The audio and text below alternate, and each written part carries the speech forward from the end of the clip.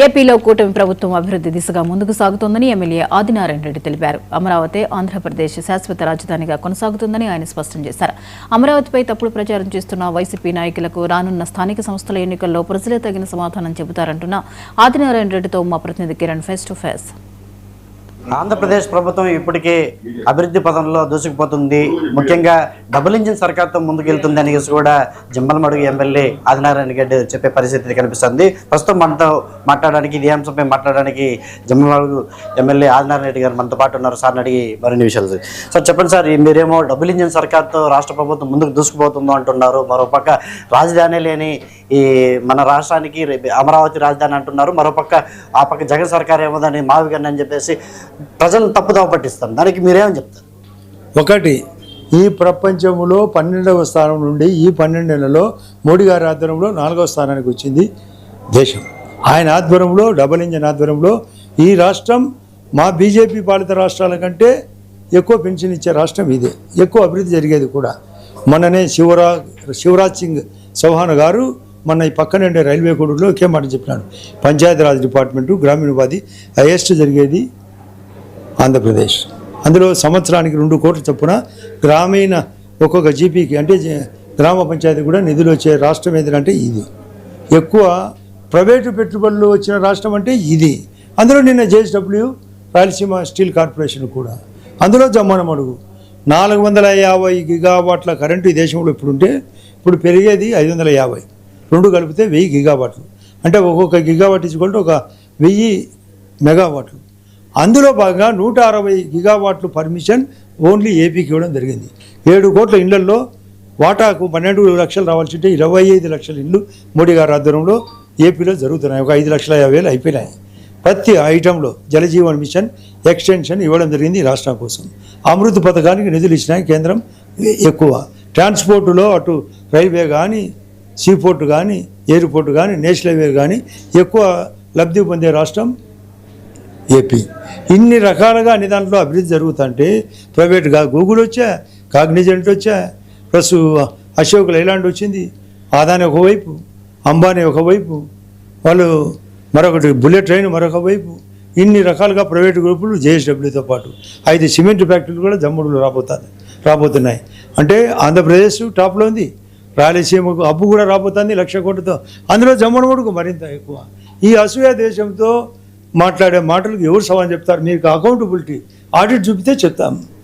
ఏం తెలియకుండా, అభివృద్ధి అనేది తెలియకుండా, సంక్షేమం తెలియకుండా, విశ్వాసం లేకుండా కేసులో ఇరుక్కొని తన సాక్షి పేపర్ పెట్టినప్పుడు, టీవీ పెట్టినప్పుడే దొంగగా అకౌంట్లు దొరికినాయి కూడా.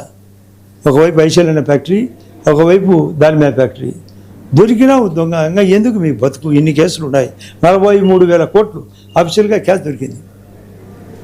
అది అకౌంటబిలిటీ ఈడీ పట్టుకొని బ్యాంకుల ద్వారా కోర్టుకు అప్పచెప్పడం కూడా జరిగింది. ఇలా మాట్లాడేది వివేకానంద చంపించారు, గుండెపోటు అంటారు, మళ్ళీ గొడవలిపోటు అంటారు, మళ్ళీ వివేకానంద రెడ్డి అంటారు, వివేకానంద రెడ్డి కూతురి అంటారు. ఇట్లా మాట మారుస్తూ మీరు అసలు సెంట్రల్లో మీరే ఉన్నారు. ఈ విధంగా కేసులు జగన్ మీద కేసులన్నీ ఉన్నాయి. దానికి మీరు ఇప్పటివరకు దాన్ని ఎటువంటి ఉండబట్టే అక్యూజ్డ్గా ఉన్నాడు, లేకుంటే తీసేచ్చుడు కదా. ఏదన్నా ఉండింటే A8గా ఉన్నాడు కదా, ఒక ఎంపీ A8గా ఉన్నాడు. అతను ఏం చెప్తాడు ముందు?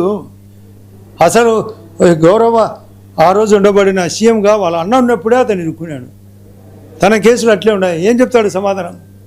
ఇవి సమాధానం కోర్టులో ఉన్నాయి కదా. జైలుకు పోయి ఇచ్చాడు కదా జగన్ రెడ్డి. అతనంత దరిద్రుడే లేడు. ఈ అసలు రాష్ట్రానికి ఇటువంటి వ్యక్తి రావడం వలన 5 ఏళ్ల పాటు వెనక్కిపోయింది కూడా.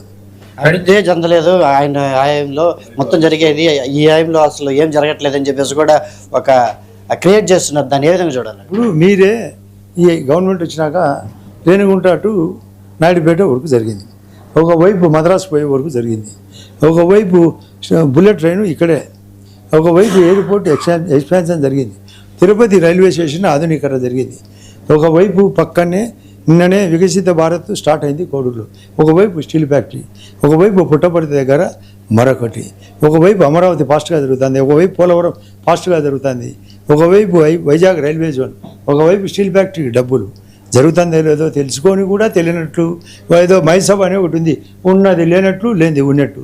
ఈ జగన్మయుడు జరిగేదాన్ని లేదంటాడు, తను చేయని దాన్ని చేసినట్టు అంటాడు. కాబట్టి ఈ జగన్మయునికి ఇటువంటి దరిద్రునికి సమాధానం ఇదే. చివరిగా ఒకటి సార్ లాస్ట్గా చివరిగా ఈ అమరావతి గురించి మావిగా నుంచి ప్రజలు ఎక్కువ కన్ఫ్యూజన్ చేస్తున్నారు. చివరిగా మీరు అమరావతి ఉంటుందా ఉండదా? అసలు అతను కన్విన్స్ చేస్తున్నాడు, మేము కన్విన్స్ చేస్తున్నాం. మాకు ఓటు కన్విన్స్ చేసే మాకు అమరావతి యొక్క ప్రణాళికను రూపురేఖలు మొత్తం డ్రాఫ్ట్ అందరికీ చూపిస్తాం. వన్ సైడ్ జరుగుతాయి. ఇది మొత్తం మీద ఏదైతే అభివృద్ధి పథంలో ఆంధ్రప్రదేశ్ ప్రభుత్వం ముందుకు దూసుకెళ్తుంది అనేసి కూడా, కూటమి ప్రభుత్వం దాంట్లో ముందుంది అనేసి కూడా జమ్మలమడుగు ఎమ్మెల్యే ఆదినారాయణ రెడ్డి గారు చెప్తున్నారు. మరోపక్క ఏదైతే అమరావతి విషయంలో కావచ్చు, అదేవిధంగా జగన్ మీద గతంలో ఉన్న కేసులు కావచ్చు, ఇవన్నీ కూడా సెంటర్లో మేమున్నా కానీ చట్టం తన పని తను చేసుకుంటూ పోతుందని చెప్పేసి కూడా ఈ జమ్మలమడుగు ఎమ్మెల్యే ఆదినారాయణ రెడ్డి గారు చెప్తున్నారు. ఏదేమైనప్పటికీ ఇప్పటికే కూటమి ఆధ్వర్యంలో పూర్తి రాష్ట్ర ప్రభుత్వం ఏపీ మొత్తం కూడా ముందుకు దూసుకెళ్తుందనేసి మాత్రం ఆయన చెప్పే పరిస్థితి అయితే కనిపిస్తూ ఉంది. కెమెరా పర్సన్ జయప్రకాష్తో కిరణ్, 99 టీవీ, తిరుపతి నుంచి. వాట్సాప్ ప్రవేశపెట్టిన కొత్త ఫీచర్ పైన తీవ్రంగా చర్చ